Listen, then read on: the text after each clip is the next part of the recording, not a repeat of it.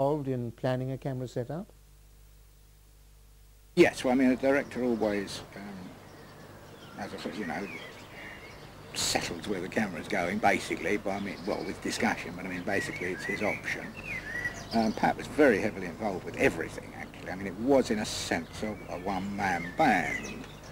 I mean, the idea was Pat's, and only Pat really had this particular concept of the thing. I think he found it very, very difficult to get everybody else to actually have the concept that he had. And so he did, he was involved in everything, and it was very much Patrick's show from beginning to end. I mean, certainly they started off with directors who had worked on Danger Man, but I mean, Pat laid down very stringently what he wanted done, and later on, I think Pat had much, even more say as to what happened. That later on, the directors became, to some extent, figureheads, and Pat was really doing it himself. One or two episodes he didn't direct entirely himself. We did not have another director. But I mean, it was an enormous strain to act in a series like that, in a show where most of the stuff, after all, includes him. I mean, there was not a lot of stuff which was without him. And to direct it and be concerned also with everything else, the wardrobe, what people wore, or how he wanted them done. It was an enormous strain on Pat, I think. But he was a man of enormous energy, but it did, during the series, it did tell on him. And it took an enormous toll out of him.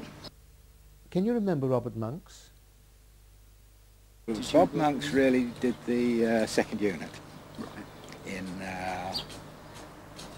In Port Merion, basically, and again, when they went back down there, he did the second unit. He photographed the second unit. I don't think we had a second unit in the studio. Well, yes, we did for a short time. I think they did some of the special things. They did the strange glutinous bubble coming up out of one of these lamp things, and they did footage of all these strange bubbles and things like that. But I don't think Bob had any other part in the episodes.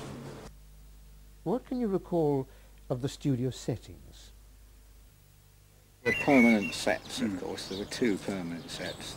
The very large control room, number two's place, the chair. So that went backwards and forwards. That was a little bit of a problem, of course, changing it backwards and forwards. Of course, there was the interior of Pat's house, number 6's house, which was a permanent set. But one of the major problems in that respect there was, of course, this big screen and so much back projection, which produced a little bit of a problem, which Patton initially sort of refused to accept was a problem, but it was, as everybody knew it would be. And that was that for back projection you have to have specially made prints which are on a different stock with different perforations for back projection machines. You can't just use the rush prints that you've got.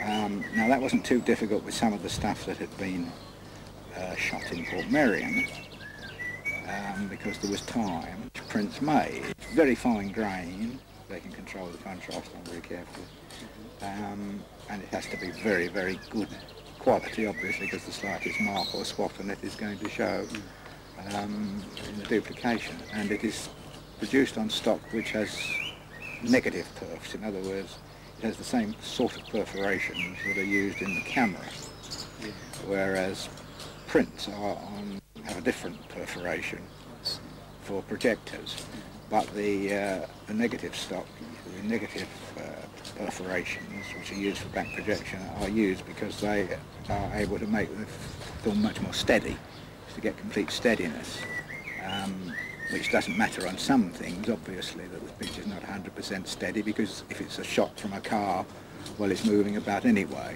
So that takes generally a day or two to get these prints made. So when we get back from Port Merion, of course, they had to then edit what we had shot there.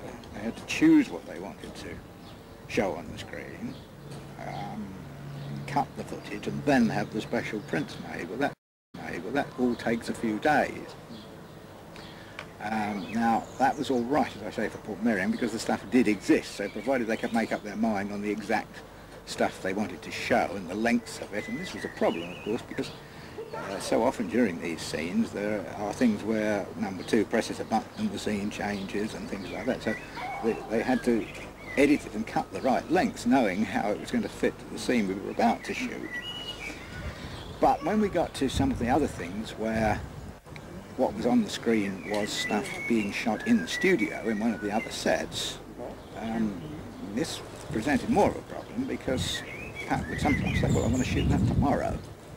And of course it just could not be done. They could not produce these back projection plates that quickly, and this rather upset the schedule, because Pat was quite adamant, well, of course they can, we've got a print, we can have the rushes and so on, and Pat was, well, they'll have to do it, sort of thing, but there were technical limitations which Pat couldn't quite get around, which did produce problems every time.